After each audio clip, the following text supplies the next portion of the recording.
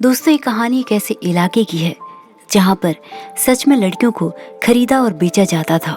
शादी का झांसा देकर उन्हें खरीद लिया जाता था और बड़े शहरों में ले जाकर उन्हें बेच दिया जाता था। कहानी की शुरुआत होती है मुंबई से।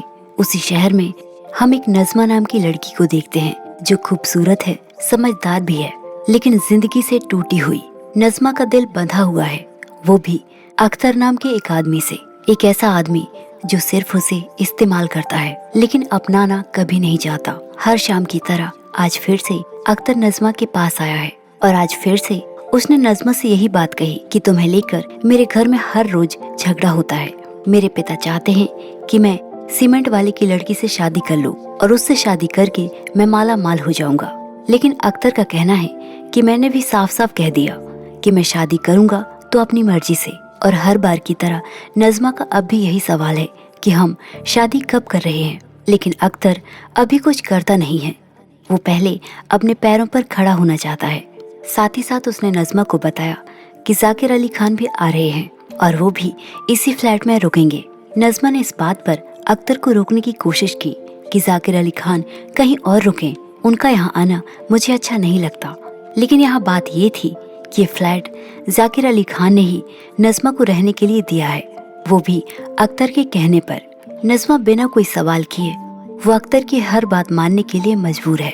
वो अपने अतीत से टूटी हुई है, इसलिए पैसे और आराम की जिंदगी चाहती है। लेकिन अंदर से वो खुद भी जानती है कि वो बस एक मोहरा बनकर रह गई है। नज़्मा आज भी अख्तर से प्यार करती है जिस तरह वो पहले करती थी। दरअसल वो हैदराबाद की रहने वाली है। उसके पिता सालों पहले गुजर चुके हैं। अपनी माँ की वो इकलौती बेटी है।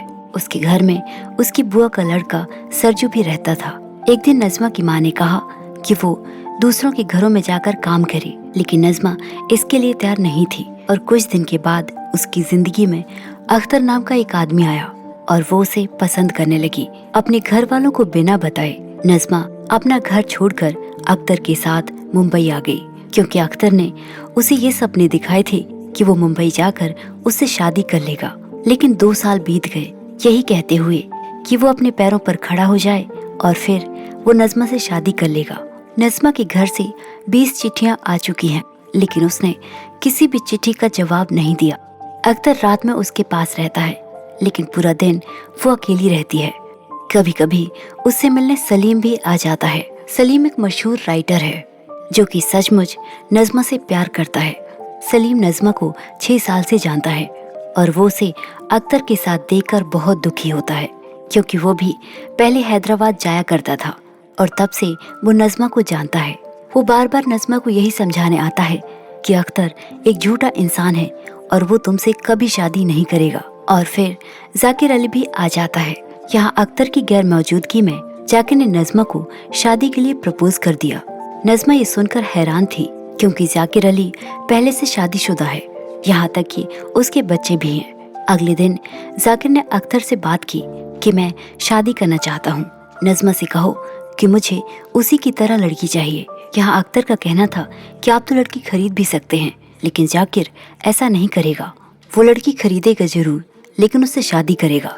वो अपने आप को एक अच्छा इंसान बताता है और निकाह के बिना लड़की हराम है और इसके लिए नज़्मा उसकी मदद करेगी।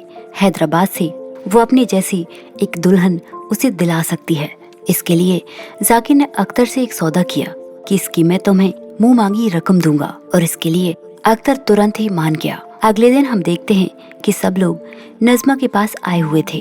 अक्सर नज़्मा अपने जान पहचान के लोगों को वहाँ पर बुला लेती थी और इससे अख्तर को कोई फर्क नहीं पड़ता था। आज सलीम भी उनके साथ शामिल था। उन सब के चले जाने के बाद अख्तर ने नज़्मा से बात की कि जाकिर अली तुम्हारे जैसी लड़की से शादी करना चाहता है। इसके लिए वो मुझे मुंह मांगी रकम देगा और मैं कोई बिजनेस शुरू कर लूंगा। अपने पैरों पर खड़ा होकर मैं तुमसे शादी करूंगा, और यदि तुमने उनकी मदद नहीं की तो ये फ्लैट भी वो हमसे छीन लेगा, जो कि तुम्हारे रहने का ठिकाना है। और इसलिए नज़्मा इस बात के लिए मान जाती है और अब हैदराबाद लड़की देखने के लिए नज़्मा के साथ अख्तर, जाकिर अली और सलीम भी साथ जाएगा। वहीं दूसरी तरफ हम हैदराबाद में नज़्मा के बुआ के लड़के को देखते हैं जिसका नाम सरजू है। वो शबनम नाम की एक लड़की को पसंद करता है और शबनम भी उसे पसंद करती है और इस तरह नज़्मा और उसके साथी भी हैदराबाद पहुंच जाते हैं। जाकिर अली अपने दोस्त के घर में उन सबको रुकने को कहता है, लेकिन नज़्मा यहाँ पहुंचकर उसकी दिल की धड़कनें बढ़ गई थी। वो यही सोच में डूबी थी कि वो अपने घर जाएगी या नहीं, और जाएगी भी तो अपनी माँ का सामना कैसे करेगी। नज़्मा को यहाँ बहुत कुछ पता चलता है। उसके पास गांव की कुछ औरतें आती हैं कि तुम्हारा भगवान भला करेगा, मेरी बेटी के भी हाथ पीले कर दो। दरअसल हैदराबाद में जाकिर अली खान के जैसे कई सारे लोग कम उम्र की लड़कियों को खरीदने आते हैं। माँ बाप के पास दहेज देने के लिए पैसा नहीं है, इसलिए वो अपनी बेटियों को बेच देते हैं। बदले में उन्हें उनकी मुंह मांगी रकम मिल जाती है। ये सब देखकर नज़्मा को बहुत दुख पहुंचा। अगले दिन नज़्मा अपने दिल को थामे हुए अपने घर की तरफ बढ़ने लगी, लेकिन जब उसकी माँ की बूढ़ी आंखों ने अपनी बेटी को सामने देखा तो वो सारी नाराजगी एक पल में भूल गई और नज़्मा को अपने गले से लगा लिया। नज़्मा ने अपनी माँ से माफी मांगी कि मेरे जाने के बाद आपको किस किस को जवाब देना पड़ा होगा। उसकी माँ ने उसे रोकने की बहुत कोशिश की, लेकिन नज़्मा मजबूर थी और अब वो यहाँ नहीं रह सकती थी। वो अपने मुंह बोले भाई सरजू से भी मिलती है। सरजू भी अपनी बहन से बहुत प्यार करता है। उसने बताया कि वो एक लड़की को पसंद करता है और वो जल्द ही उससे शादी करने वाला है। ये बात सुनकर नज़्मा को बहुत खुशी हुई। आज नज़्मा उन सबको न्योता देने आई थी कि वो जहाँ रुकी है वहाँ पर आज रात दावत है और सबको वहाँ पर पहुँचना है। जब नज़्मा वहाँ से जाने लगी तो रास्ते में उसे शबीना नाम की एक लड़की मिली। उसने नज़्मा से कहा कि आप नज़्मा आपा है ना। नज़्मा ने उससे कहा कि आप हमारे सरजू भैया से मिलने जा रही हैं। वो ये बात सुनकर शर्माने लगी और नज़्मा को लगा कि शबीना ही वही लड़की है सरजू जिसे पसंद करता है। रात को दावत पर सब लोग पहुंचते हैं। वहाँ पर शबनम और शबीना भी आई हुई थी। शबनम ने सबको बहुत सुरीला गीत सुनाया। उसकी आवाज सच में बहुत सुरीली थी और जाकिर अली को शबनम पसंद आ गई। अगले दिन उसने नज़्मा को बताया कि मुझे कल रात जो लड़की आई थी वो पसंद है और मैं उसी से शादी करूंगा। तुम जाकर उसके घर वालों से बात करो। और नज़्मा शबनम के घर जाती है। उसने उसके माँ बाप को बताया कि जाकिर अली बहुत पैसे वाला है, आपकी लड़की वहाँ बहुत खुश रहेगी और साथ ही साथ आपको शादी के खर्चे की भी चिंता नहीं करनी पड़ेगी।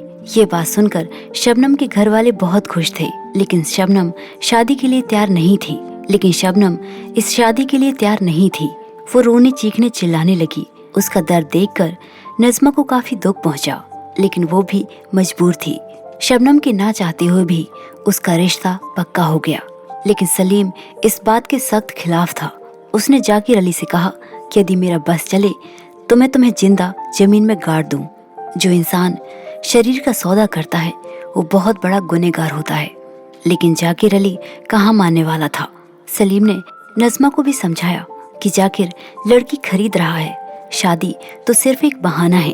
वो अपने गुनाहों को छुपाने के लिए ये रीति रिवाजों का सहारा ले रहा है।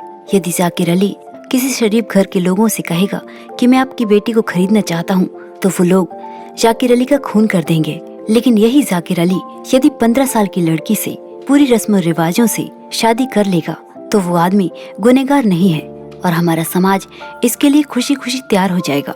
माँ बाप अपने हाथों से अपनी बेटी को डोली में बैठा देंगे। आज नज़्मा को ये बात समझ आ चुकी थी। कुछ देर के बाद नज़्मा का भाई सरजू भी वहाँ पर आ गया। उसे पता चल चुका था कि नज़्मा ही शबनम की शादी करा रही है। उसने बताया कि शबनम वो लड़की है जिससे मैं प्यार करता हूँ।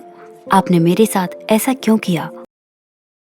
और ये बात सुनकर नज़्मा के पैरों तले जमीन न रही कि उसने अपने भाई की जिंदगी बर्बाद कर दी। वो जिस लड़की से बेपनाह मोहब्बत करता था उसी की शादी नज़्मा जाकिर अली से कराने जा रही है। लेकिन अब वो चाहकर भी कुछ नहीं कर सकती थी। लेकिन फिर भी वो एक बार शबनम के पिता के पास जाती है, लेकिन उसके पिता ने कहा कि आप तो यहाँ से मुंबई चली जाएंगी, लेकिन हमें इसी बिरादरी में रहना है।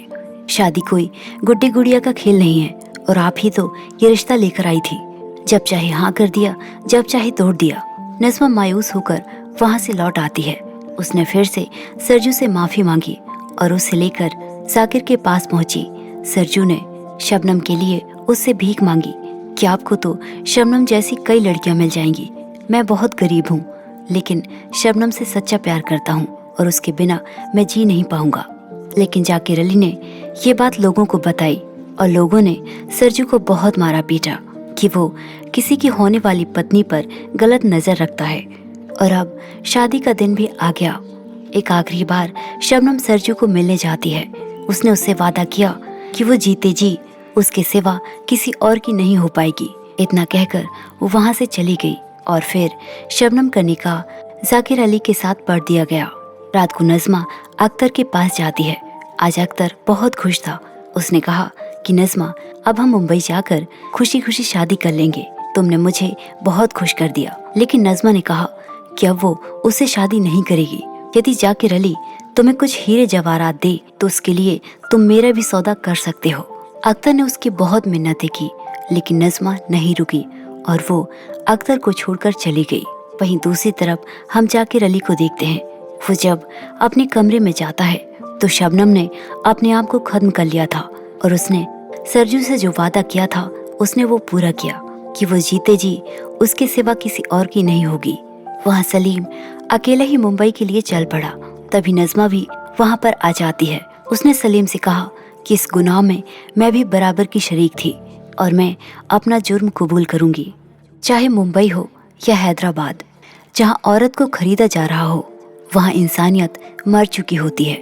ये मूवी एक सच्ची सामाजिक समस्या पर आधारित थी जो वास्तव में होता था और आज भी कई जगहों पर हो रहा है। उत्तर प्रदेश, राजस्थान, हरियाणा, तेलंगाना, महाराष्ट्र के कुछ हिस्से जहां गरीब परिवारों की लड़कियां अमीर और बूढ़े लोगों से दहेज के बदले खरीदी जाती थी। 1970 से 1985 के दौरान कई अमीर अरब लोग हैदराबाद और आसपास के क्षेत्रों में आते थे और कॉन्ट्रैक्ट मैरिज, टेम्पररी मैरिज या सीधा पैसा देकर कम उम्र की लड़कियों को खरीद लेते थे। ये शादी 1-2 साल चलती थी और फिर लड़की को छोड़ दिया जाता था। कई महिलाएं भावनात्मक रूप से कमजोर थी और उन्हें लगता था कि अगर वो अपने आदमी का साथ देंगी तो वो उन्हें अपनाएगा। कई बार उन्हें धोखा मिलता था, जैसे फिल्म में नज़मा के साथ दिखाया गया है। ऐसा कई जगहों पर होता है, पर पहले के मुकाबले कम हो गया है क्योंकि कानून सख्त हो गए हैं और जागरूकता बढ़ी है। इसी के साथ ये कहानी यहीं पर खत्म हो जाती है। तो दोस्तों, ये थी हमारी आज की कहानी। ये कहानी आपको कैसी लगी कमेंट करके जरूर बताइए और ऐसी ही कहानियों के लिए हमारे चैनल को सब्सक्राइब कीजिए। Thanks for watching.